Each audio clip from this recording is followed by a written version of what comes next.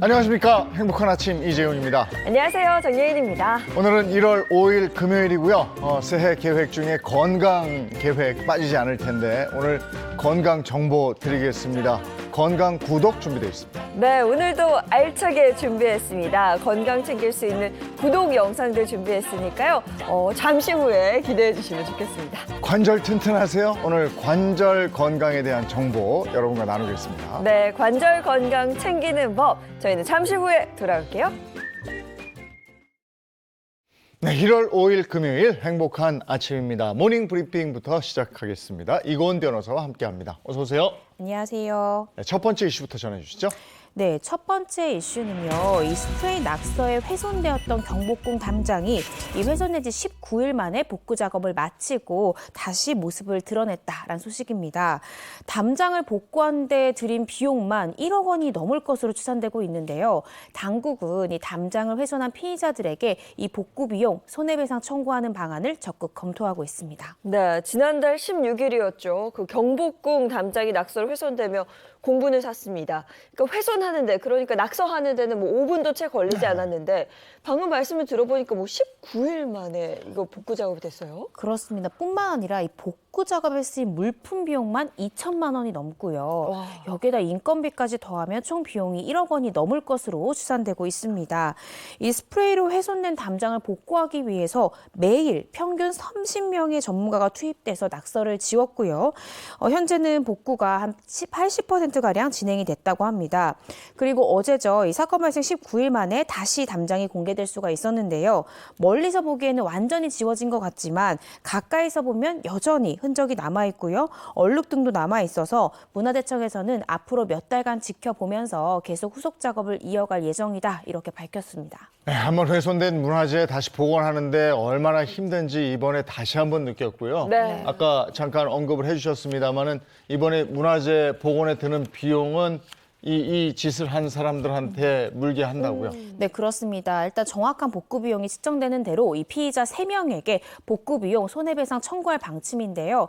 아시다시피 피의자 3명 중에 2명이 미성년자입니다. 하지만 미성년자에 대해서도 손해배상 책임 물을 수 있고요. 미성년자의 부모인 법정 대리인에게도 역시나 배상 책임 물 수 있습니다. 사실 이전에는 이 문화재가 훼손됐을 경우에는 형사처벌이 주로 이루어졌기 때문에 실제로 이번 사안에서 이러한 손해배상 청구가 이루어진다라고 하면 지난 2020년 문화재보호법 개정 이후에 첫 사례가 될 것으로 보고 있습니다.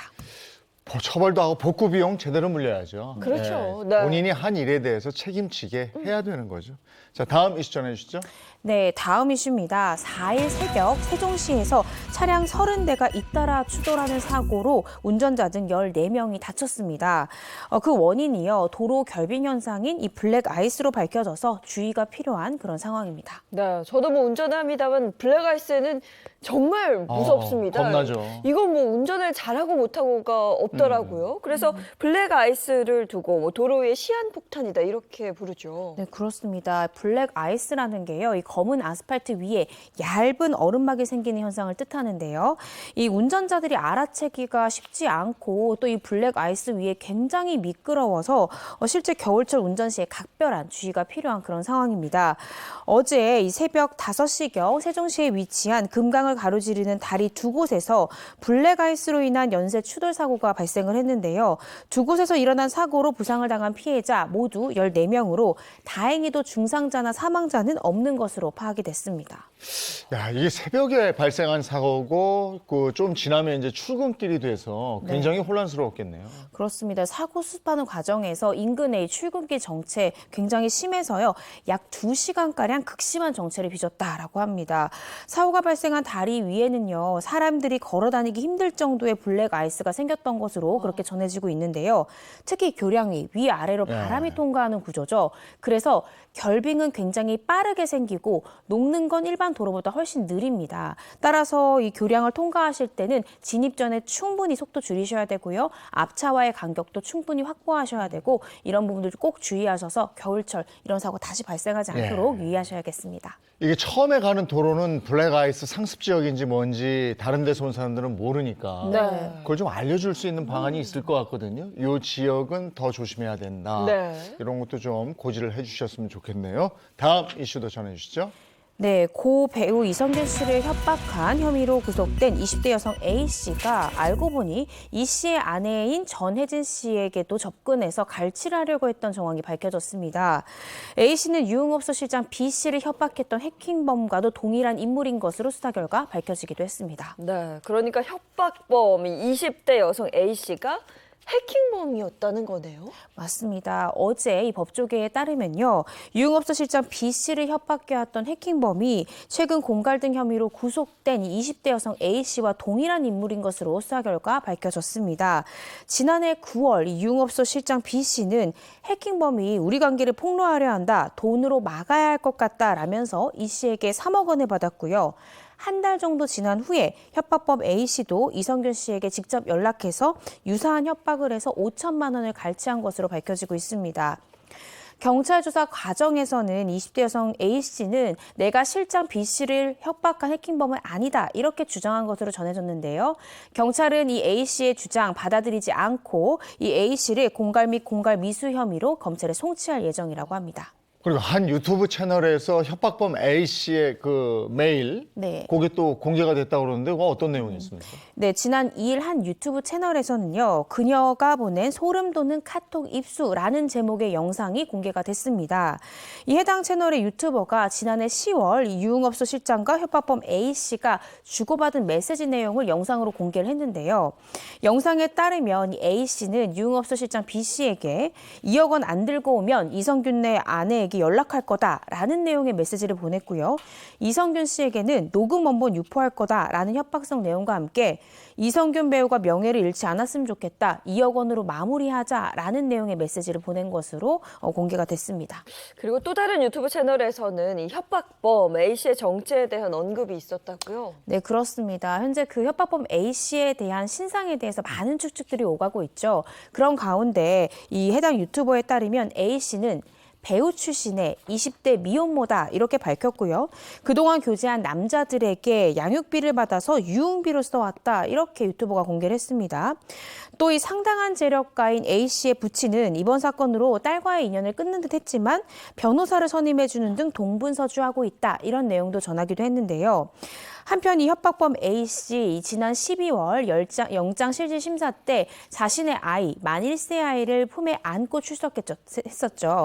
이 모습을 보고 이 대한아동학대 방지협회에서는 이러한 A씨의 행위가 정서적 학대에 해당한다라면서 아동학대 혐의로 고발장을 접수하기도 했습니다. 굉장히 어떻게 보면 악질적인 협박을 했잖아요. 그럼요. 여죄가 있지 않을까 이런 생각도 드는데 네. 뭐 수사 과정에서 다 밝혀지겠죠. 철저하게 좀 수사를 해주셨으면 좋겠습니다. 다음 이슈 전해주시죠. 네, 양육비를 지급하지 않는 부모들의 신상을 공개하는 사이트 배드파더스 이 사이트 한 번쯤 들어보셨을 텐데요. 그런데 어제 대법원에서 이 배드파더스 운영자에게 원심을 확정해서 유죄 판결이 확정됐다라는 소식이 들려왔습니다. 사실 그간 이혼 후 이 아이의 양육비를 지급하지 않은 부모들의 신상을 사적으로 공개하는 것이 이게 과연 적절한가라는 의견이 분분했었거든요. 네, 그렇습니다. 어제 이제 대법원도 이와 같은 판결을 내렸는데 이 배드파더스라는 인터넷 사이트를 운영하면서 양육비를 주지 않는 부모의 신상을 공개해온 이 구본창 씨가 결국 유죄 판결을 이제 선고받았고 확정되게 되었습니다. 대법원 2부는요, 이 정보통신망법상 명예훼손 혐의로 기소된 기소된 구 씨에게 벌금 100만 원의 선고를 유예했던 원심 2심 판결을 4일 확정을 했는데요. 기소된 내용을 좀 살펴보면 이 구 씨는 지난 2018년 9월에서 10월 자녀의 양육비를 지급하지 않는 부모라고 제보받은 사람 이 5명의 사진을 포함한 신상 정보를 배드파더스 사이트를 통해서 공개를 해서 명예훼손했다라는 혐의로 기소가 됐습니다. 당초의 1심 재판은 국미참여 재판으로 이제 이어졌는데 1심 때는 이제 피고인의 행위가 공공의 이익을 위한 것이다 라면서 무죄가 선고가 됐습니다. 그런데 대법원은 이 양육비 미지급 문제가 공적으로 문제가 될 수 있는 부분은 맞다. 그런데 미지급자의 개인의 신상을 과도하게 공개하는 것은 사적 제재에 해당하기 때문에 위법하다라는 취지로 2심의 유죄 판결 그대로 확정을 했습니다. 네, 알겠습니다. 오늘 모닝 브리핑 여기까지 하겠습니다. 이고은 변호사와 함께했습니다. 고맙습니다. 고맙습니다.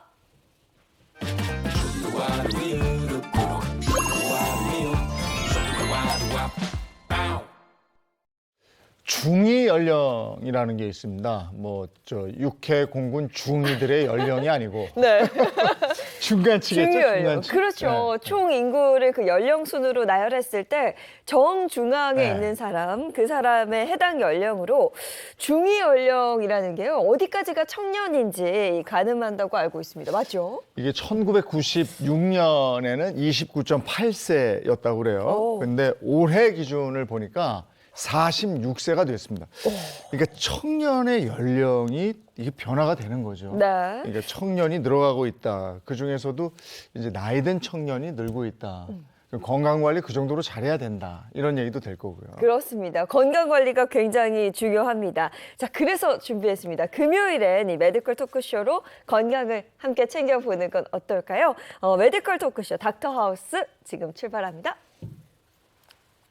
내 몸을 위한 건강 노하우 닥터하우스에서 전해드릴게요. 안녕하세요, MC 이정수입니다.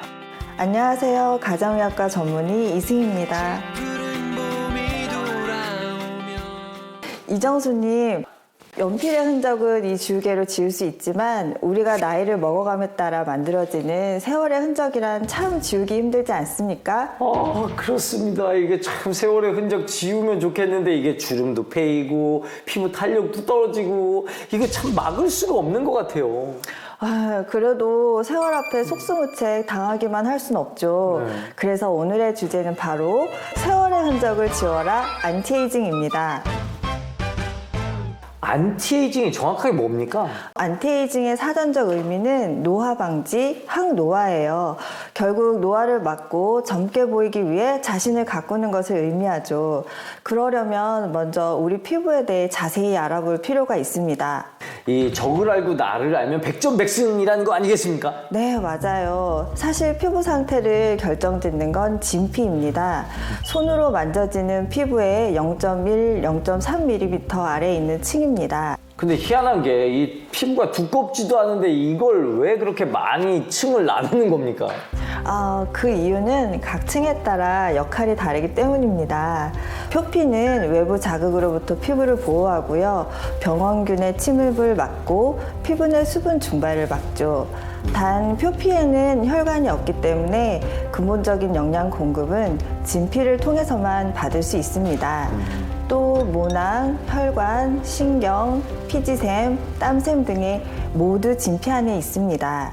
그런데 나이 들수록 이 피부가 얇아지는 느낌이 들더라고요.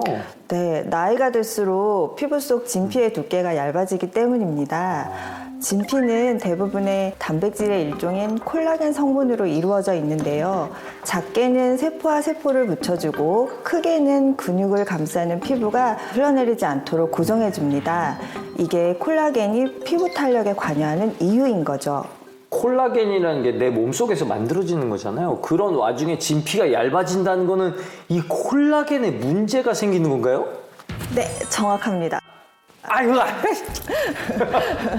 우리 몸은 스스로 콜라겐을 만들어내죠. 그런데 20대 후반부터는 콜라겐이 매년 1%씩 줄어든다고 알려져 있어요.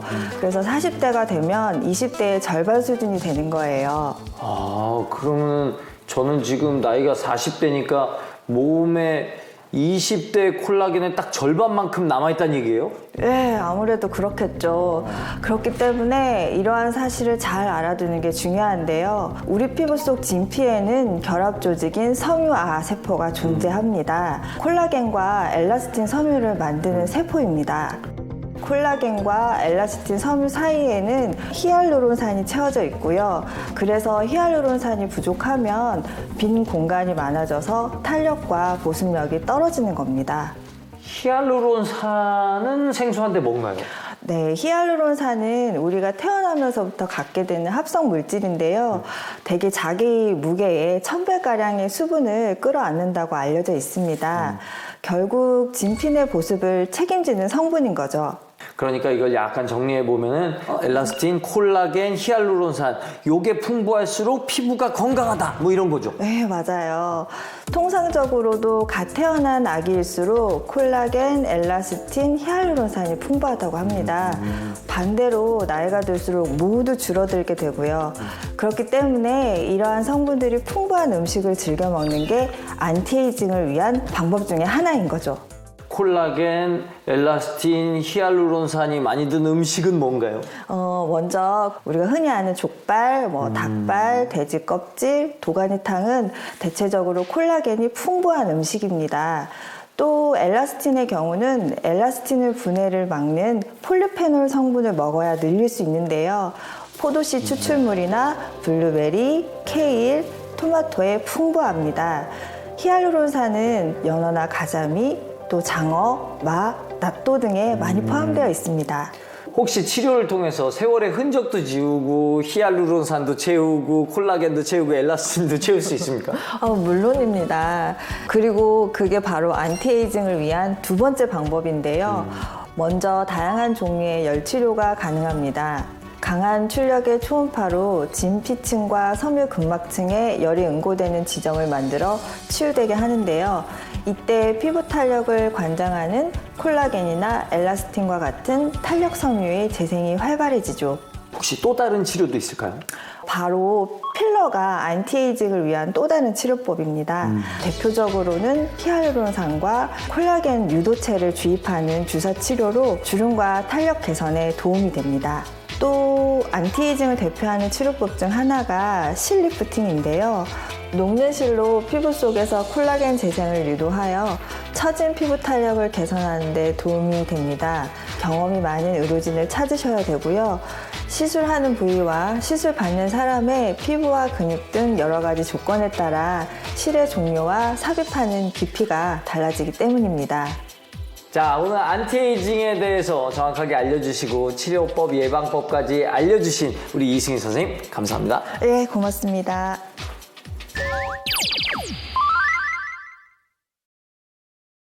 지금 여러분은 건강 노하우를 전해드리는 닥터하우스와 함께하고 계시고요. 이번에는 치과 선생님을 모셨습니다.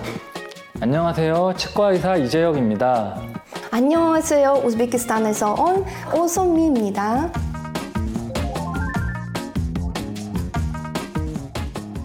닥터하우스가 정말 국제적인 프로그램이 돼가고 있습니다. 좋습니다. 오늘 두 분 오셨으니까 이제 구강 건강에 대해서 얘기를 하겠죠? 그렇습니다. 네. 혹시 이정숙님은 치과에 자주 가시나요?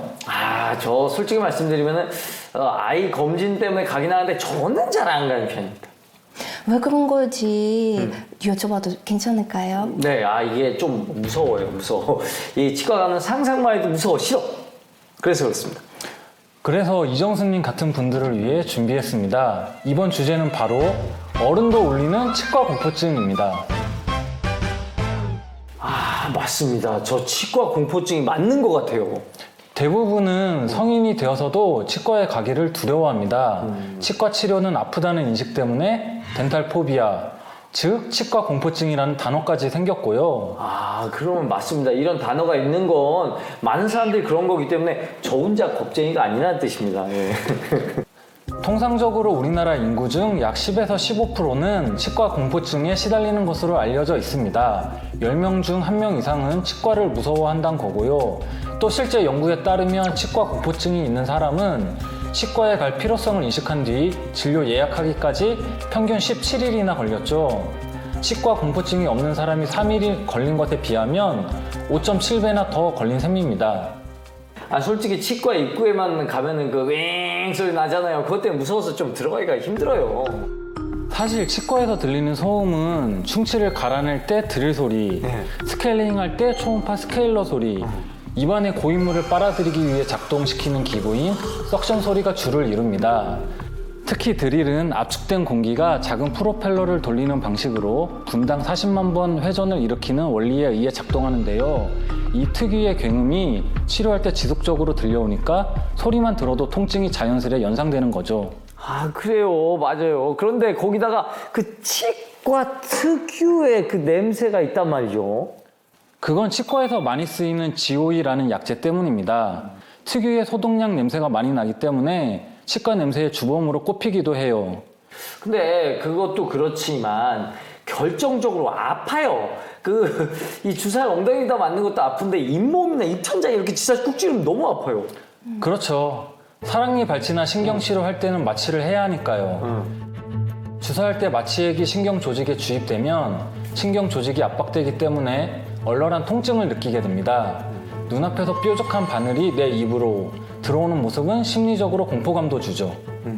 우즈베키스탄 엄마들 아이들에겐 꼭 치과를 치료를 받게 합니다. 그러면 얘기 들어보니까 우즈베키스탄 엄마들은 좀 단호한가 보네요. 뚝! 막 이렇게 하나 봐요. 아, 근데 사실 저는 이런 마음이 다 이해는 됩니다. 진짜 치과 공포증이 맞나 봐요. 심하면 잇몸 염증이 심해져 치조골이 흡수되고 자연치아 보존이 어려워질 수 있죠. 그러면 치열이 틀어지거나 저작기 기능이 떨어지고 소화 기능에도 문제가 생깁니다. 또 시간이 지날수록 치료비 부담이 더 커지고요. 무엇보다 평생의 구강 건강과 직결되는 문제이기 때문에 극복하기 위해서 적극적으로 노력해야 합니다. 그럼 어떻게 해야 치과 공포증을 극복할 수 있을까요? 극복하고 싶습니다. 좋은 자세입니다. 네. 치과 공포증의 적극적인 극복 방법으로는 수면 치료를 하는 겁니다. 전신 마취와 달리 가수면 상태를 유지하는 의식화 진정요법을 이용한 것으로 수면 유도제, 즉 수면 유도 약물을 이용하게 되는 거죠. 진정 상태에서 치료를 받으면 잠든 것처럼 편안한 상태에서 발치나 수술 등을 진행할 수 있기 때문에 최근에 많이 활용하고 있는 치료 방법입니다. 아, 그러니까 깊게 잠들지 않게 한다는 거죠? 어느 정도 잠드는 거예요? 일반적으로 환자의 상태에 따라 약물의 종류와 양을 결정하고 수면의 깊이를 조절하게 됩니다. 예를 들어 선천적인 공포가 심하면 깊은 수면 상태를 유지하고 환자가 단지 통증에 대한 공포만 있거나 건강 상태가 약한 경우 가수면 상태로 치료를 진행하게 되는 거죠. 마지막으로 치과 공포증의 가장 좋은 극복 방법은 예방입니다. 식사 후에 취침 전 꼼꼼한 양치를 통해 구강 내의 치태와 치석을 없애야 하고요. 균형 잡힌 식사를 해주세요. 또한 정기적으로 치과에 방문해 본인의 상태를 의료진에게 꼼꼼히 설명하고 이를 바탕으로 의료진의 세심한 진료와 치료가 병행된다면 치과 공포증도 충분히 극복할 수 있을 겁니다. 아, 그렇습니다. 꼭 극복해 보도록 하겠습니다. 자, 오늘 이 공포증 극복을 위해서 많은 것을 도와주신 우리 이재혁 선생님과 오선미 선생님 고맙습니다. 고맙습니다. 감사합니다. 다음 이 시간에도 알찬 정보로 다시 돌아오도록 하겠습니다. 닥터하우스 MC 이정수였습니다.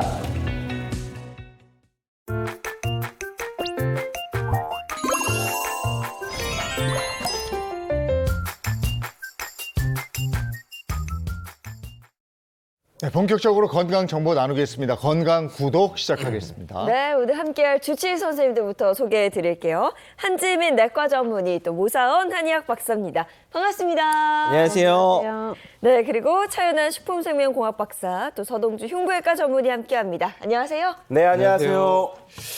네, 벌써 2024년이 시작되고 한 주가 지나가고 있습니다. 계획된 일은 순조롭게 잘 진행되고 계시는지요?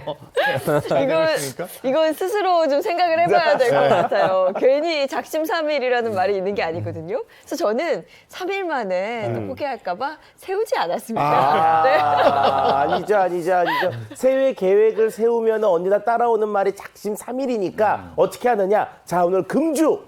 그리고 이제 3일 후에 한 잔 먹고 다시 또 금주. 그러니까 3일에 한 번씩 세우면 되지 않을까. 이런 마음 편한 생각으로 지내고 있습니다. 예, 새해 계획이 무너지면 계획을 세운 의미가 없는 거죠. 네. 그러니까 3일마다 다시 계획을 세우면 되는데 한지민 선생님부터 올해 계획이 어떤 게 있습니까? 네, 저는요, 사실 굉장히 이제 환자들한테 뭐 생활 습관 관리를 굉장히 많이 강조를 하거든요. 그래서 뭐 절주를 하셔라, 금주해라, 담배 피지 마시라 이런 얘기도 많이 하는데요. 정작 제가 운동을 많이 못하고 있는 것 같아갖고 새해에는 운동을 굉장히 많이 해보려고 합니다. 네. 그럼 모사 선생님은요? 저도 이제 행복한 아침을 하는 동안에 제가 너무 행복하게 잘 지냈는지 제 최종 앞자리수가 2개나 바뀌게 됐거든요. 올해는 저는 이제 앞자리수 둘 중에 하나 정도는 좀 줄여가지고 이게 매출이랑도 직결이 되는 게 예전에는 제가 다이어트약 먹으라고 잘 먹었거든요. 네. 요즘 먹으라고 그러면 환자분이 아유 지금 아, 선생님도 그런 게 있겠다. 솔선수범 해야 된다. 이거. 네네. 알겠습니다. 다 이루시길 바랍니다. 네. 저는 개인적으로 이분 서동주 선생님. 맞아. 궁금해요. 아니, 네. 저도 제가 보기에 서동주 선생님 딱 보면은 다 가졌어. 다 가진 분이 무슨 계획이 있을까 싶긴 해요. 아니 근데 지난해 네. 다이어트 계획 세우고 버디 프로필인가? 아, 맞아. 바쁘. 네. 바프 그거 찍는다고 그러지 않았어요? 네, 맞습니다. 올해는 어떤 게 있을까요? 바프 이제 방금 설명해 네. 주셔서 아실 텐데 바디 프로필, 보디 프로필이라고 하죠. 아마 뭐 운동이나 식단 관리를 통해 만들어진 최상의 상태의 몸을 자랑하고자 하는 마음도 있겠죠. 그렇지. 뭐 자랑하게 만족할 겸 이제 사진을 찍는데 서동철님도 찍으셨었잖아요. 그렇죠? 맞습니다. 사실 지금 이 순간이 아마 저희 인생에 있어서 가장 젊은 순간이잖아요. 그렇기 때문에 이때 아니면 못 찍은 것 같아서 작년에 찍긴 야, 연기하나요? 사진 느낌이 좀 다르죠. 네. 야 대단하다. 대단하다. 와. 아니, 와, 오. 야 나 같은 옷 안 입고 다니겠다. 저거. 오. 아니, 잠깐만, 저 사진을 딱 보는데 갑자기 저도, 갑자기 의욕이 잠깐 사오고 야, 저도, 야, 올해 한번 도전을 해볼까? 여보세요. 그냥 이걸 참아야 돼. 그러니까 우리 나이에 그랬다가는 병을 얻어요. 혹시 아니, 큰일 나. 그러겠죠? 맞습니다. 이게 잘못된 다이어트를 하다가요. 바디 프로필 요즘 많이 찍으시잖아요. 잘못된 이렇게 운동을 하시다가 혹은 다이어트를 하시다가 오히려 병을 얻는 경우들이 많습니다. 요즘 중년에요.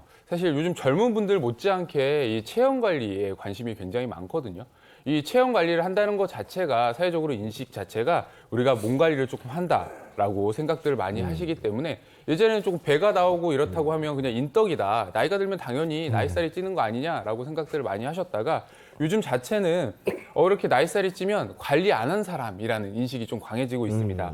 그래서 요즘들 관리하신다고 다이어트를 혹은 운동들을 많이 하고 계시는데 이제 그런데 중년 이후에는 사실 무리한 다이어트나 운동을 하시다가는 사실 몸에 악영향을 미치기 때문에 본인의 컨디션에 맞춰서 꼭 하실 필요가 있습니다. 네. 근데 뭐 요즘 뭐 바디 프로필 열풍이기도 하고 이렇게 관리하시는 분들을 보면 나도 좀 한번 해볼까 싶긴 그치. 한데 이 추운 겨울에 정말 쉽지 않습니다. 서동주 선생님이 무리하지 말라 이렇게 얘기를 했어도 네. 운동을 안 하고 마냥 빈둥거릴 순 없잖아요. 나에게 맞는 운동을 해야 될 텐데 오늘 얘기할 주제의 힌트가 될 수도 있어요. 운동 몇 가지를 저희가 제안해 드리고 그 다음에 거기에 대해서 얘기를 나누도록 하겠습니다. 화면 주실래요? 네, 이 운동이에요. 자, 오늘 주제와 관련된 힌트입니다. 그럼 보니까 일단 다양한 운동을 하는 모습이 표현이 되어 있는데 이 운동들이 의미하는 게 뭘까요? 야, 근데 저 운동도 이렇게 보니까 우리가 일반적으로 제가 자전거 타고 이렇게 고수부지 같은 데 딱 지나다 보면 이렇게 중년 이후에 어르신들이 다 하시는 그런 운동 같거든요. 제가 봤을 때는, 중년 이후에 겨울철 이럴 때 저 운동이 도움이 되느냐, 안 되느냐. 뭐 이런 거 묻지 않을까 싶네요. 근데 저게 지금 줄넘기도 그렇고 뭐 하는 거 보니까 네. 반복되는 운동이잖아요. 네네. 이게 너무 이렇게 반복되는 운동만 하면 안 된다 뭐 이런 뜻인가요? 그것도 맞는 것 같고 제 생각에는 줄넘기나 배드민턴 일단 뭔가 점프 동작이 많잖아요. 이게 뭔가 무릎에 좀 무리가 가지 않을까 싶고 등산도 그렇다. 내려갈 등산도 때는. 내려오는데 거기다가 뭐 스쿼트 같은 경우에도 무릎이 안 좋은 분들에게는 부담이 갈 수 있거든요. 네, 맞습니다. 앞서서 우리가 지금 그림 힌트로 보여드린 이 운동들 있잖아요. 줄넘기, 또 배드민턴, 스쿼트, 그리고 등산 이런 운동들은요. 이 무릎에 통증이 있으면 조금 피해야 될 운동들 중에 하나입니다. 그 이유가 뭐냐면요. 앞서 말씀하셨던 것처럼 너무 무리하게 계속 반복이 되거나 또 점핑을 해서 관절에 무리를 주거나 할 수 있는 운동이기 때문인데요.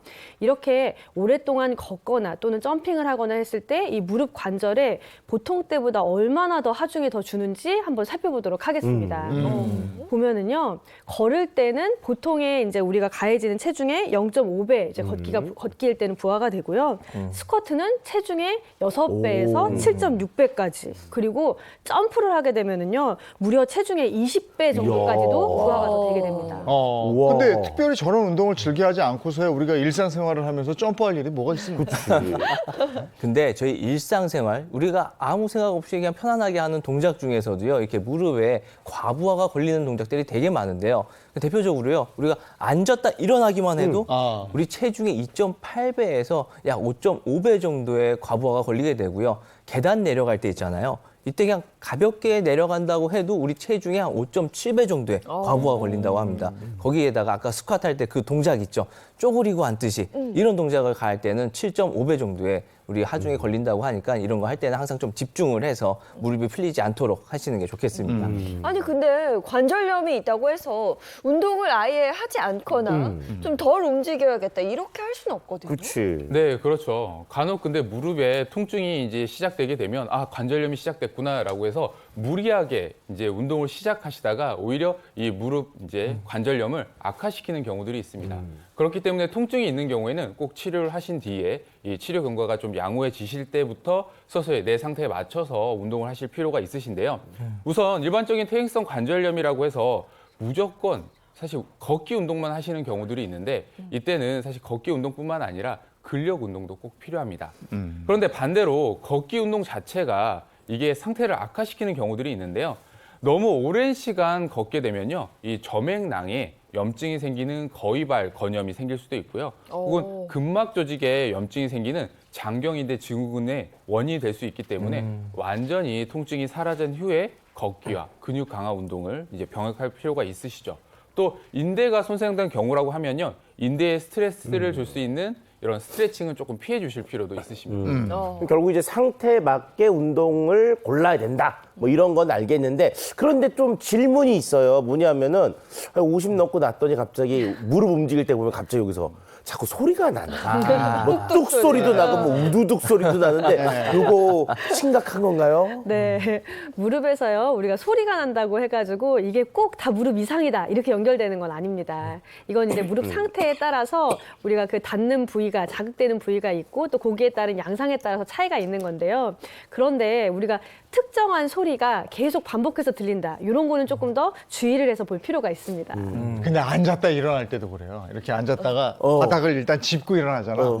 그럼 여기서 딱 소리 나죠. 허리에 통증 가죠. 일어날 때 아이고 이게 그치. 이게 완전 삼합도 아니고 아유. 완전 3종 세트예요. 근데 걱정 안 하셔도 되는 게요. 일단 무릎에서 딱 소리가 난다고 그래서 무조건 무릎에 어떤 병이 생긴 건 아닙니다. 이건 단순히 그냥 우리가 이제 관절의 이제 위치가 조금씩 변하게 되잖아요. 이 압력 변화로 인해서 안쪽에서 뭐 공기가 통 터지는 소리일 수도 있고요. 검끼리 부딪히는 소리일 수도 있는데 근데 이제 문제가 되는 거는 이 딱딱 소리가 일주일간 그냥 계속 나는 겁니다. 움직일 때마다. 그러면서 통증이 찾아오면 이때는 아 이게 무릎 연골이 조금 손상이 됐구나 생각을 하시고 빠르게 이제 의료기관을 찾아서 치료를 받으셔야 됩니다. 그냥 딱 소리만 있는 것뿐 아니라 통증이 동반되면 그때는 이제 내가 아픈 건가 알아보셔야 될 것 같고 자 그렇다면 소리만 들어도 위험한 그런 신호는 뭘까요? 네, 이게 소리가 다양하게 날 수 있는데요. 뭐 뚝 소리도 날 수 있고요. 보통 이제 관절에서 약간 뚜두둑 하는 소리가 날 수도 있습니다. 네, 이런 소리 자체가 이제 무릎 관절에 이 연골이 조금 닳아서 나는 소리이긴 한데요. 이때 통증이 있는지 없는지를 좀 체크해 보실 필요가 있고요. 만약 통증이 심하게 나타난다. 그러면 소리가 난다라고 했을 때는 꼭 치료를 하실 필요가 있으신데 만약 통증이 거의 없고 그냥 괜찮다라고 하시고 소리만 난다고 하실 경우에는요. 이때는 약간 무릎 주변의 근육을 강화하는 운동이나 스트레칭 등을 좀 해서 관리를 해주실 필요가 있는데 이 중에서 관절염이 진행되면 나는 소리가 있습니다. 그 소리가 그냥 만약 무릎에서 약간 사각사각 혹은 약간 뿌지직뿌지직하는 약간 오래 갈리는 뼈가 갈리는 소리가 난다 이런 경우에는요. 네. 이런 경우에는 사실 무릎 관절염이 굉장히 좀 진행됐을 가능성이 높기 때문에 이때는 무릎 자체 관절이 거의 연골이 닳아가지고 무릎 뼈가 이렇게 부딪히면서 나는 소리이기 때문에요. 이때는 꼭 병원에서 진료를 받으실 필요가 있죠. 아니 그러니까 이제 무릎 연골이 다 다르면 거기서 이렇게 사각사각 또는 뭐 이렇게 뿌지직 이런 소리까지도 난다는 거잖아요. 뼈 갈리는 소리 아니에요? 어우. 맞아요. 근데 이 정도까지 가게 되면은요, 사실 꽤 많이 진행이 된 거기 때문에 보통 무릎에 물이 차기도 하고 우리가 많이 걸으면 거기에 열이 나고 뭐 쑤시고 심하게는 O자형으로 관절이 이렇게 변형이 오기도 합니다. 근데 다만 이제 이런 소리가 날 때요, 전방 통증 증후군이라고 요거는 관절염 이전에 오는 그런 상태일 때도 이런 소리가 날 수 있으니까요. 이런 소리가 들리면 바로 병원을 찾아서 진단을 하는 것이 중요합니다. 앞으로 무릎에 나는 소리에 하여간 귀를 좀 기울일 필요가 있겠습니다. 오늘 주제 영상 보고 와서 얘기 나누죠. 주세요. 네, 건강구독 오늘의 주제입니다. 세포가 살아야 관절 건강 지킨다입니다. 이게 무슨 얘기일까요? 세포가 살아야 돼요. 살아야. 우리가 그 연골이나 인대가 중요하다 이건 알고 있는데 세포까지 이제 또 어떻게 해봐야 돼요? 네, 일단 세포는 모든 생명체의 기본 구성 단위이잖아요. 우리 몸 전체에서 다양한 작업들을 이제 수행을 하고 있는데요. 그런 세포가 모여서 이 조직을 만들고 이 조직이 모여서 장기를 만들고 장기가 모여서 한 사람의 개체를 이루게 되는 것입니다. 인체 같은 경우에 면역세포, 신경세포, 줄기세포, 지방세포 등등 해갖고요. 약 60조 개의 세포로 이루어져 있습니다. 세포 검사를 통해서 각각의 이제 장기를 이루는 정상세포와 질병이 있을 때 나타나는 비정상세포에 대한 정보를 비교해 보면요. 세포의 종류나 상태 등에 따른 정상 및 질병 유무 또한 파악을 할 수가 있습니다. 근데 우리가 일반적으로 세포 그러면은 눈으로 볼 수가 없잖아요. 이게 현미경으로만 보는 건데 또 그리고 우리가 뭐 뇌세포니, 신경세포니, 상피세포니 이런 건 들어봤지만 관절세포라는 말은 또 좀 들어본 적이 없단 말이에요. 어떤 세포를 관리해야 되는 겁니까, 이게? 네, 우리가 이제 세포가 인체를 구성하는 가장 기본적인 단위라는 것에 답이 있다고 볼 수 있는데요. 우리가 관절 건강하면 가장 중요시하는 이 연골에도 연골세포가 있습니다. 그런데 이제 문제는요, 노화가 진행될수록 이 연골세포의 탄력이 떨어질 수밖에 없다는 것인데요. 이 연골세포를 생산하는 물질 또한 노화로 줄어들기 때문에 100세 시대, 그러니까 관절 건강을 유지하기 위해서는요, 무엇보다도 관절염의 이 주 원인으로 꼽히는 연골세포의 노화와 이제 손상을 막는 것이 가장 중요하다고 볼 수 있는 것이죠. 이 관절염의 주 원인일 수 있는 연골세포의 손상이나 노화 막아내야 할 텐데 그 방법을 좀 배워보도록 하겠습니다. 자, 그러면 관절 세포 지킬 비법 지금부터 구독 영상을 통해서 알아보죠. 첫 번째 구독 영상 업로드해 주세요.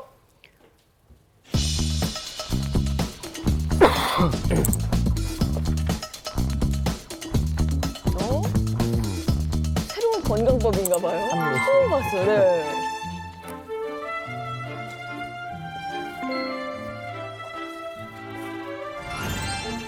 어우, 그냥 뭐 바사삭이죠. 딱 뭐. 그치, 바사삭, 부스스, 네. 그치, 아우. 그대로인데요? 젤리는,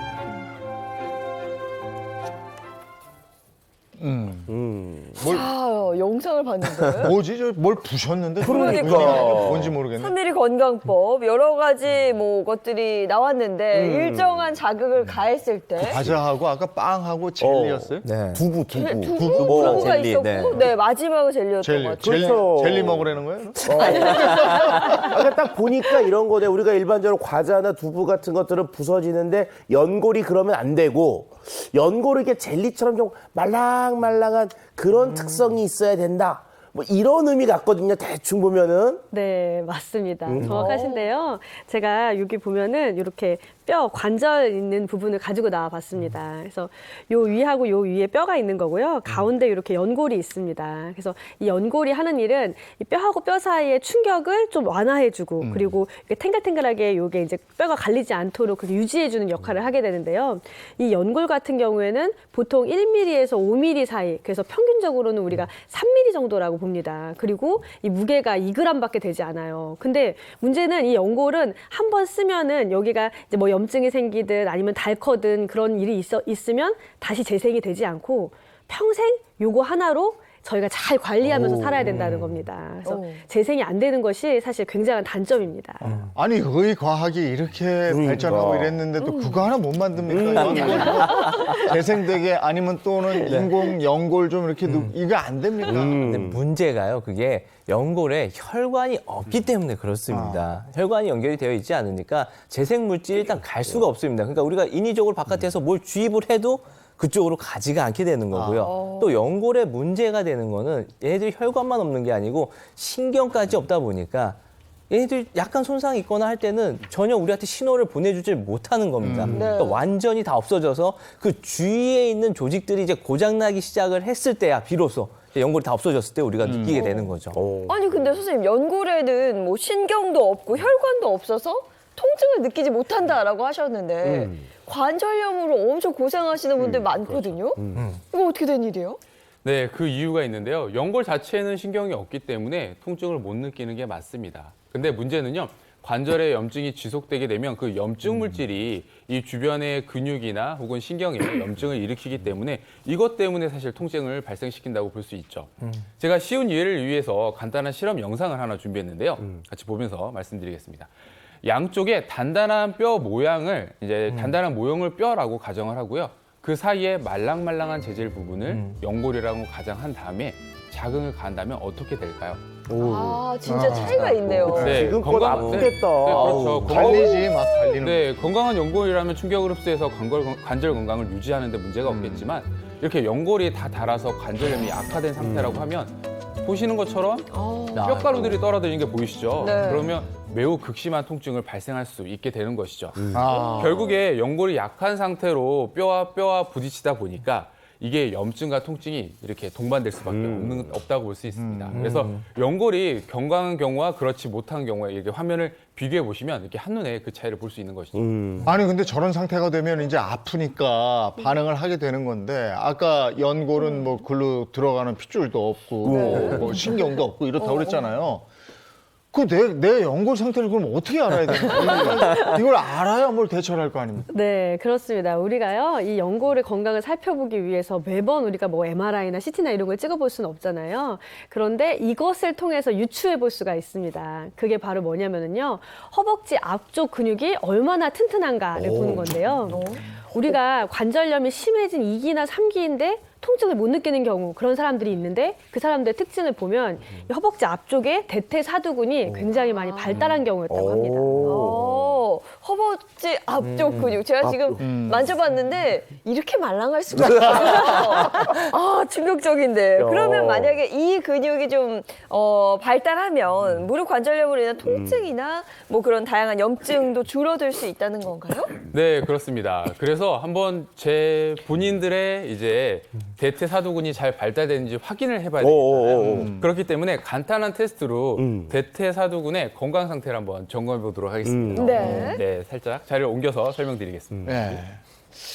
아니 나이가 들수록 뭐 허벅지 근육이 중요하다 이런 맞아. 얘기는 많이 들었는데 이게 이 허벅지 근육이 그러니까 그만큼 우리 건강에 차지하는 비중이 크다는 거 아니에요? 그죠, 중요하죠. 그렇죠. 관절염이 있어서 다리 근육이 굉장히 중요한 역할을 하게 되는데요.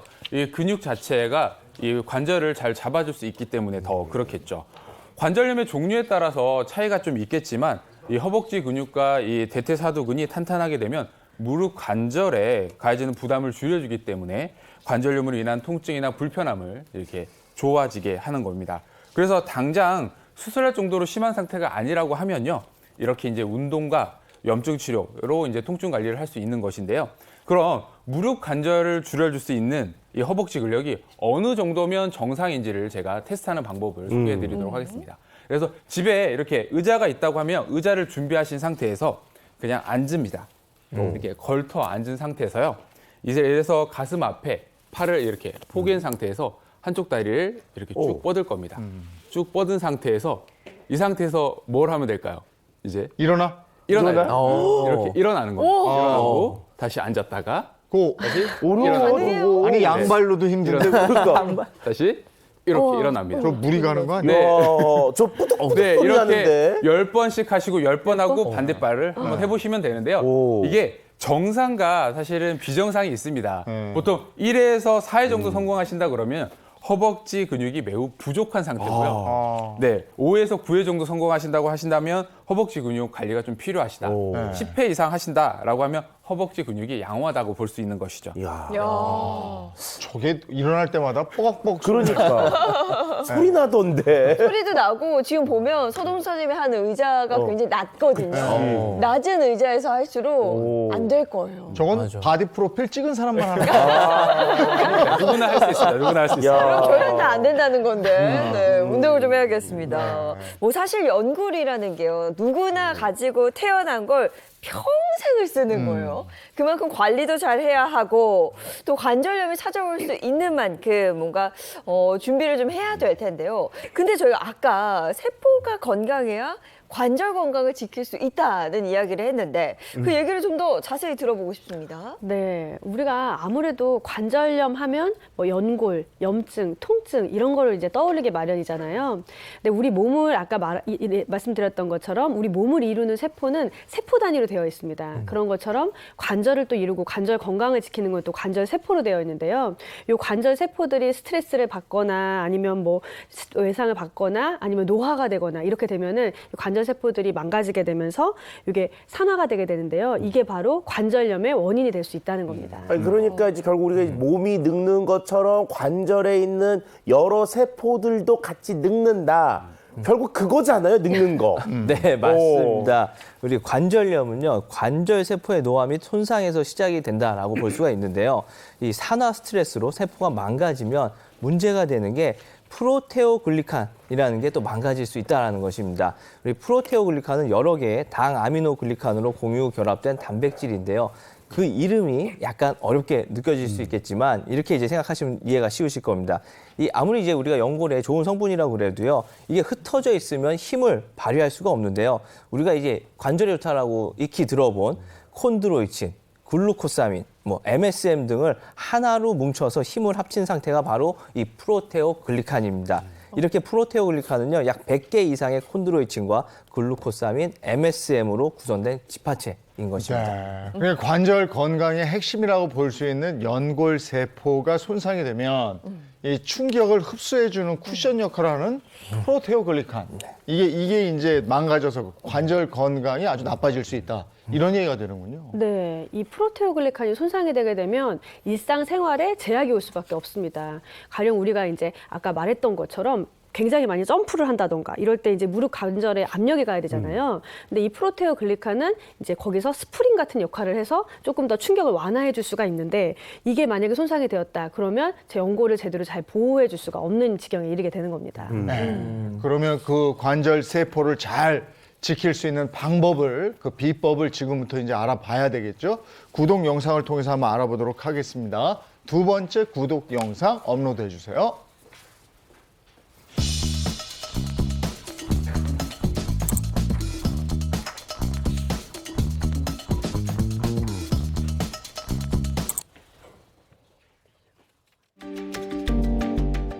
평범한 일상을 뒤흔드는 질환은 생각지도 못한 곳에서 시작되는 법. 임정순 주부 역시 그랬는데요. 제가 예전에는 청소기도 못 밀었거든요. 손이 열이 나고 쿡쿡 찔러서 손을 쓸 수가 없었어요. 손이 여기 좀 보여드릴게요. 특별히 또 새끼손가락이 이렇게 굽어버렸고요. 휘어지고 굵어진 정순 씨의 손가락. 원인이 뭐였어요? 퇴행성 관절염이죠. 밤이면 더욱 심해지던 통증. 손가락에 열까지 올라 잠을 설치기 일쑤였답니다. 얼굴도 부은 것 같아. 많이 부었어, 얼굴도. 그때가 아마 50대 초반이었는데 진짜 절망적이었죠. 이러다가 또 무릎까지 망가지는 거 아닌가 싶어서 걱정이 너무 많았었어요. 퇴행성 관절염은 연골의 손상으로 염증과 통증이 생기는 질환. 내 손 찌릿찌릿해. 열나. 불편해. 정순 씨의 고통을 그 누구보다 안타깝게 생각하는 사람이 있는데요. 뭐 하고 있었어? 좀 쉬었어? 어머니 누구세요? 딸이에요. 딸, 안녕하세요. 안녕하세요. 아니 그렇게 따님이 엄마 걱정이 심해요? 예, 딸이 딱 20살이 되니까 저한테 시험시 노릇을 하더라고요. 시험시요? 예, 시어머니 노릇이요. 잔소리를 제가 안 하려고 해도 엄마 보면은 괜히 걱정되는 마음도 들고 해가지고 막 이것저것 얘기를 하게 되는데 엄마한테는 좀 잔소리로 들리나 봐요. 아직도 좀 약간 시큰거리네. 주부들에게 많이 발병한다는 손가락 퇴행성 관절염. 안 할 수 있을 때는 무조건 일을 안 해야 돼. 그래, 좀 그래야 되는데 일하는 게 딱 습관이 돼가지고. 한때 밥을 너무 많이 했거든요. 네. 정말 하루에 4-5개 했어요. 남편 도시락까지 정말 많이 집안일을 했어요. 그렇게 손을 너무 많이 쓰다 보니까 손이 그렇게 퇴행성으로 간 것 같아요. 엄마의 건강을 챙기는 건 역시 딸인데요. 이거 잘 챙겨 먹어야지. 먹어야지. 이게 관절 건강에 좋대. 딸의 권유로 먹기 시작했다는 이것. 관절 건강을 위해 먹기 시작해 뜻밖의 효과도 얻고 있다고요. 관절에 좋다고 먹기 시작했는데 속도 편하더라고요. 아버님 근데 이게 뭐예요? 비지역사 알코올이요. 비즈왁스란 벌들이 집을 지을 때 분비하는 물질로 이 비즈왁스에서 추출한 천연 성분이 바로 비즈왁스 알코올. 장수 국가로 손꼽히는 쿠바에선 염증을 다스리는데 이 비즈왁스 알코올을 활용하는 것으로 알려져 있죠. 그런데 두 분 지금 어디 가시나요? 저희가 원래 걷기 운동을 많이 하는데 엄마 혈액순환에 좋으라고 겨울에 춥고 하니까 실내에서 운동 한번 해보려고 가보고 있어요. 딸이 엄마의 관절 건강을 위해 준비한 실내 운동은? 우와, 신기하다. 안녕하세요. 오늘은 그전에 해보셨던 필라테스랑은 조금 다른 운동이 되실 수도 있으세요. 네. 아니, 우리가 아는 필라테스가 맞나요? 천장에 매달린 스프링부터 남달라 보이는데 대체 어떤 운동이죠? 천장에 매달린 4개의 스프링을 이용해서 하는 필라테스 운동이고요. 스프링 탄성을 이용해서 다양한 점핑 동작이 가능하기 때문에 유산소 운동뿐만이 아니라 혈액순환에도 좋은 운동입니다. 팔이 아니고 겨드랑이. 네. 지금 상태에서 뒤로 천천히 눕는 거예요. 척추를 하나씩 움직여서 뒤로 완전히 누우셨다가 복부 힘을 이용해서 머리부터 하나씩 들어 올려주시면 돼요. 다리를 하나씩 들어 올리고 내 몸이 약간 둥그런 공이 됐다고 생각해 보세요. 뒤로 구르면서 갔다가 돌아오시는 거예요. 이때 발이 떨어지시면 탈락이에요. 스프링의 탄성 덕분에 스트레칭 효과가 더욱 크다는데요. 엄마와 함께 운동하러 왔다가 오늘 제대로 땀을 빼는 딸 수강 씨. 버텨보세요. 좀 많이 힘드네요. 힘들어요? 네. 그 엄마는 어떻게 하라고? 열심히 해야 될 것 같아요. 저도 운동을. 관절이 쭉쭉 펴지고 시원한 느낌이에요. 재미까지 있으니 올해 운동 계획은 작심삼일로 끝나지 않겠죠? 높게 점프! 높게 점프! 하늘을 방방 날고 신나. 어린 시절로 돌아간 것 같네. 재밌다. 오늘 처음 배운 운동이 어땠나요? 관절이 너무 뻣뻣하고 등짝이 좀 뻣뻣했는데 오늘 해보니까 너무 시원한 느낌이 들어요. 땀을 쭉 빼고 나니 찾아오는 허기. 엄마를 집안일에서 해방시켜드리기 위한 딸의 두 번째 데이트 코스는? 엄마가 우리 새끼 사랑하느라 고생했잖아. 딱 건강식으로 먹으려고 왔거든? 엄마 먹고 싶은 거 다 시켜. 너무 좋아하지, 이런 음식, 건강식. 맛있게 먹자. 좋아. 내 몸이 더 좋아하는 건강식 한상. 새콤달콤하게 무쳐낸 도토리 묵무침에 제철에 먹으면 더 달고 맛있는 굴보쌈. 그리고 들깨탕에 들어간 쫄깃한 수제비가 일품인 임자탕까지 푸짐한 한상이 차려졌습니다. 특히 주재료인 도토리와 들깨는 항염, 항산화 성분이 풍부하게 들어가 있는 식재료인데요. 평생 가족 건강을 위해 살아온 정순 씨. 오늘만큼은 집안일에서 해방돼 오랜만에 마음 편한 한 끼를 즐겨봅니다. 이만하면 딸이 준비한 오늘 데이트 성공적이죠? 맛있지? 맛있어. 필라테스도 하고 이렇게 맛있는 것도 먹고 너무 좋았어요. 앞으로 10년 동안 건강관리 잘해서 젊어지고 싶어요. 엄마가 일단 가사 환경에서 벗어나니까 되게 좋아하는 것 같아가지고 저도 너무 기쁘고요. 그리고 앞으로도 이렇게 맛있는 것도 많이 먹고 여행도 엄마랑 많이 다니고 싶어요. 일상에 큰 불편을 초래하는 관절 질환. 꾸준히 건강을 지키는 생활 습관이 백세 시대를 준비하는 첫걸음입니다.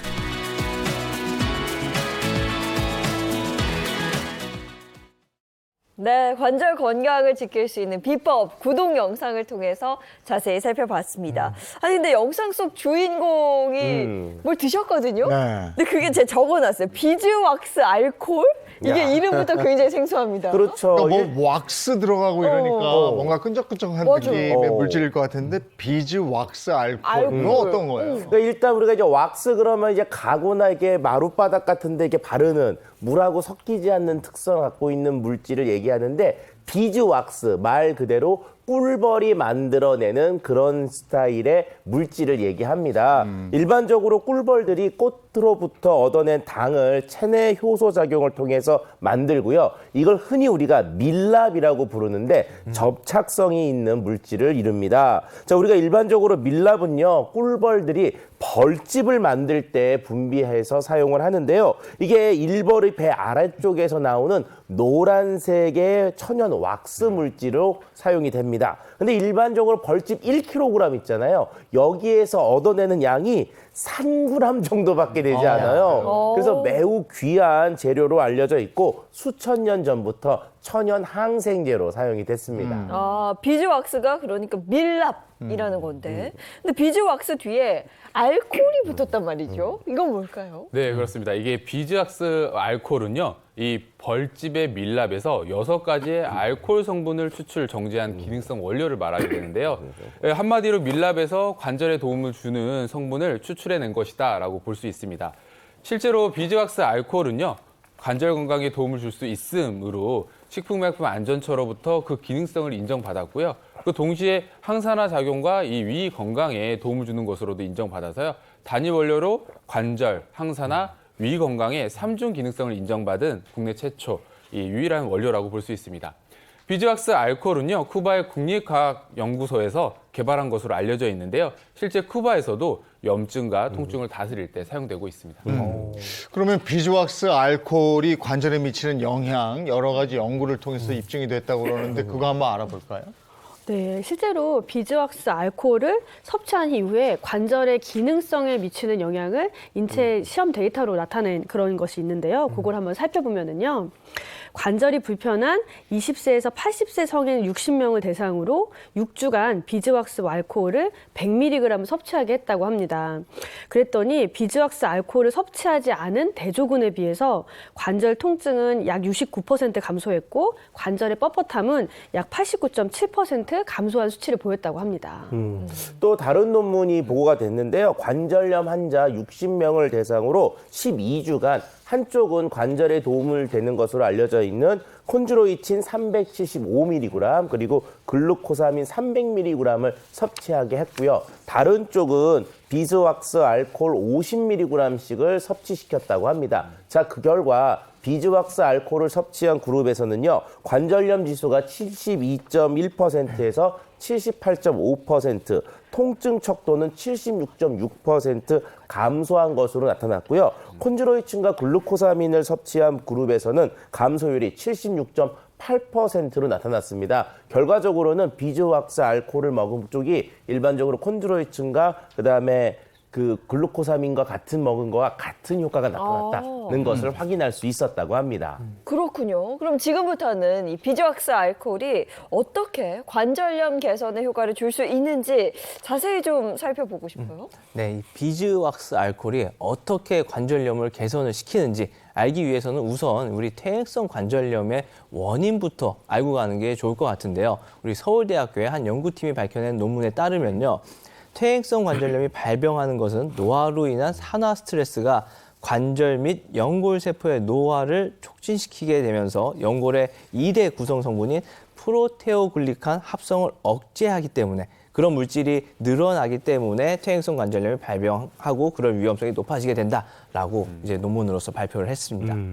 그러니까 노화로 인해서 산화 스트레스가 증가하면 연골 구성 성분의 합성을 억제하는 물질이 생긴다는 건데 이게 생겨서 연골이 약해지면 관절염도 또 심해질 수밖에 없다. 이런 얘기군요. 네, 그렇죠. 특히 이 프로테오글리칸은요, 제2형 콜라겐과 함께 연골을 구성하는 2대 성분이자 이 100개 이상의 콘드로이친과 글루코사민 그리고 MSM이 모두 합체된 하나의 다발 형태로 이루어져 있는데요.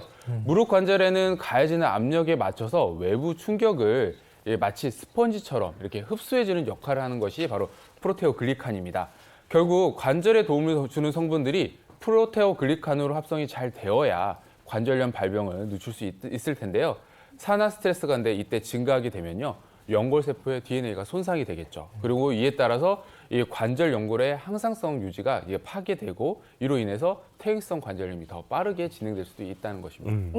그러니까 이 관절에서 쿠션 역할을 해주는 이 프로테오글리칸, 이 프로테오글리칸을 연골 세포가 생성하기 때문에 연골 세포가 망가지게 되면 이 프로테오글리칸 합성도 줄어들면서 관절염을 악화시킬 수 있다. 이런 얘기네요. 오, 굉장히 복잡한 어렵습니다. 야, 설명을 저렇게 잘하시셨어요. 조금 더 자세히 설명을 하면은 우리가 일반적으로 관절, 연골 이것들은 그 속에 있는 연골 재구성하는 데 관여하는 물질들을 얼마나 생성하느냐 이게 매우 중요합니다. 그런데 우리가 노화나 스트레스 그리고 외상과 같은 여러 가지 요인이 발생하게 되면 이것이 관절 연골 내에 산화 스트레스로 작용하게 되고요. 연골의 노화를 촉진하게 되죠. 연골의 노화가 촉진되게 되면은 연골을 재구성해주는 프로테오글리칸의 생성이 감소되면서 점점 연골이 나빠지게 됩니다. 이렇게 되면 뼈와 뼈 사이가 서로 부딪히게 되고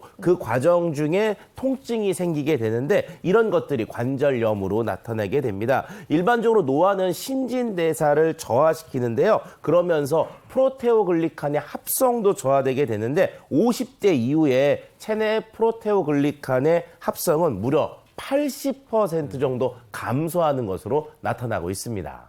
관절염의 원인 이러면 노화나 부상 이런 거 생각했었는데 이게 연골 세포가 손상되면 그럴 수 있다. 이런 생각을 잘 못했거든요. 이 관절 시대, 100세 시대의 관절 건강의 기본이 되는 연골 세포의 보존, 활성화 이런 거 신경을 써야 되겠네요. 네, 맞습니다. 앞서서 우리가 연골 세포가 노화가 되면 관절염이 생길 수 있다 이렇게 말씀을 드렸었는데요. 그 얘기는 결국에는 관절 건강을 지키려면은 우리가 관절 세포들을 미연에 잘 방지하고 미연에 그런 손상을 하는 것이 근본적으로 우리가 지킬 수 있는 그런 방법이라고 할 수가 있습니다. 네, 이때요 비즈왁스 알코올을 섭취를 하게 되면은요 우리 몸의 활성산소를 줄이는 강력한 항산화 효능으로 연골 세포를 보호할 뿐만이 아니라 손상된 연골 세포의 회복에 도움을 줄 수가 있습니다.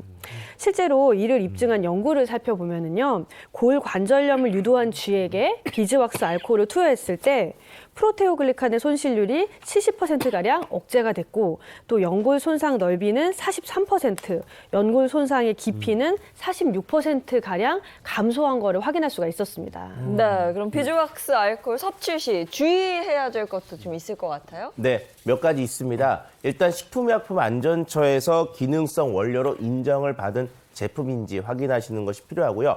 벌꿀에 알레르기가 있는 분들 또는 임신부와 수유부 같은 경우 그다음에 어린이와 영유아 같은 경우는 섭취 시 주의가 필요합니다. 그리고 관절 건강과 항산화 효과에 도움을 주는 비즈왁스 알코올의 일일 섭취 권장량은 50에서 100mg이니까 이 양을 지키시는 것도 필요합니다. 네, 오늘 우리가 건강 구독에서 관절 건강에 대해서 알아보고 있는데요.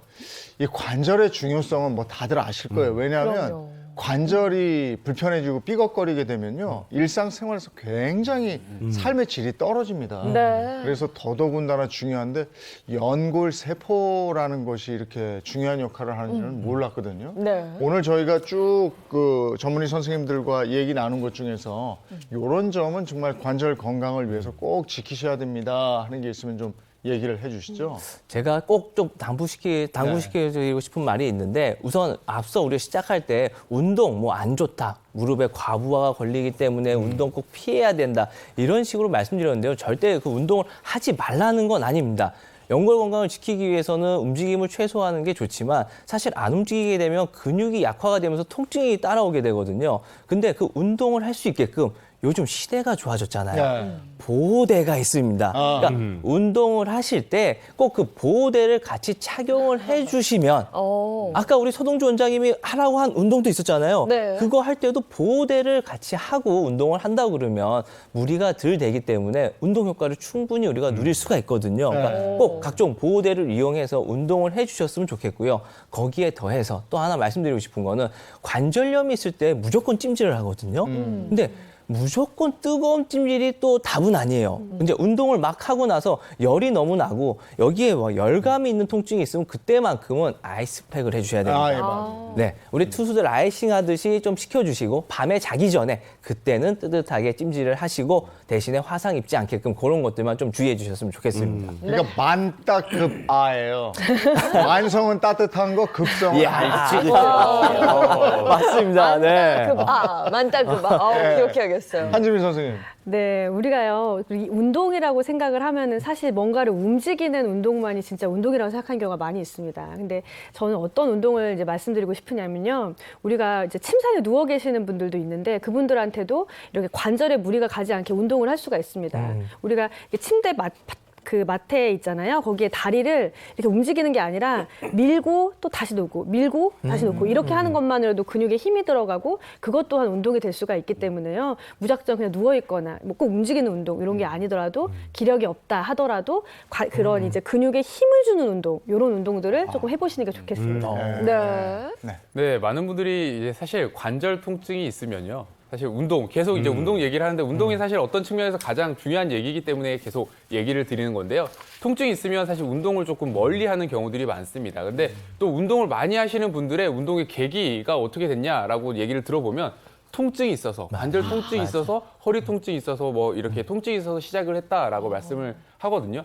그만큼 관절 주변을 잡아주는 근육이 튼튼해야 통증과 염증을 또 잡아주는 수 있기 때문에 통증이 있다고 무작정 가만히 계시지 말고요. 지금부터라도 몸 상태에 맞춰서 차근차근 사실 운동을 해서 근육을 한번 키워보셨으면 좋겠습니다. 예. 아까 관절도 중요하지만 관절보다 더 중요한 거는 그 옆에 있는 근육이라고 말씀을 드렸는데 과한 운동은 해가 되잖아요. 그래서 과하게 먹는 단백질도 별로 몸에 도움이 안 됩니다. 그래서 매일매일 꾸준한 운동과 꾸준한 단백질 섭취를 2024년에 새로운 목표로 삼아보는 게 어떨까 생각이 드네요.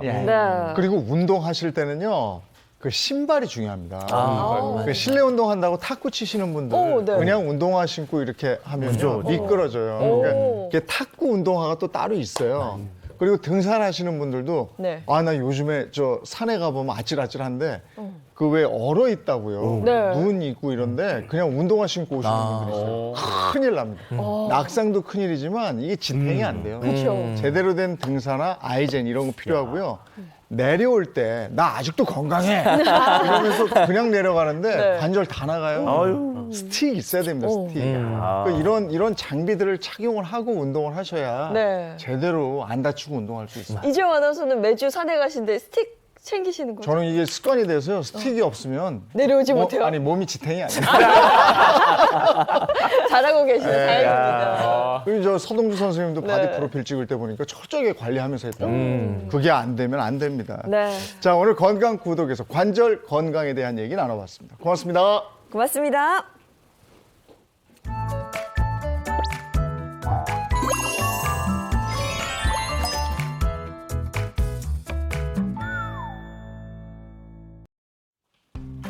안녕하세요, 마지연입니다. 오늘은 아침 기온이 다시 영상권을 회복했습니다. 현재 서울은 5.4도 가리키고 있는데요. 오늘은 구름이 끼면서 다소 포근한 아침이 되겠습니다. 출근길에는 중부 곳곳에 눈비가 조금 오겠습니다. 비는 1mm 안팎, 눈은 1cm 안팎으로 양은 많지 않겠는데요. 도로가 미끄러워서 안전운전 하셔야겠습니다. 현재 동해안에는 강풍주의보가 내려져 있습니다. 순간풍속 초속 20m 이상, 산간은 25m 이상이 될 텐데요. 안전사고 발생하지 않도록 시설물 점검해 주시기 바랍니다. 오늘 전국 대부분 지역에서 대기질이 탁합니다. 어제 잔류한 미세먼지에다가 북구에서 추가로 유입된 건데요. 외출하신다면 보건용 마스크 챙겨주시는 게 좋겠습니다. 오늘 한낮에도 평년 기온을 웃돌겠습니다. 서울은 8도, 대전 10도, 대구는 11도 예상되고요. 오늘 오후부터는 다시 찬 공기가 유입될 전망입니다. 내일은 작은 추위라는 뜻의 절기 소환입니다. 절기에 맞게 주말 동안 날이 급격히 추워지겠고요. 또 전국 곳곳에 눈 소식도 들어 있습니다. 지금까지 날씨 전해드렸습니다. 추우면 막 움츠러들고 네. 날이 좀 풀렸다 이러면 또 미세먼지 얘기 나오고. 그러니까요. 그리고 오늘 또 눈비 예보 살짝이지만 나와 있다는 건 우리가 아까 얘기 드렸던 블랙아이스 위험이 야. 또 있다는 거거든요. 모쪼록 안전하게 오늘 포함해서 주말 보내셨으면 좋겠습니다. 저희는 다음 주 월요일 아침 7시 30분에 돌아올게요. 행복한 아침, 행복한 하루, 그리고 행복한 주말 보내십시오. 고맙습니다. 고맙습니다.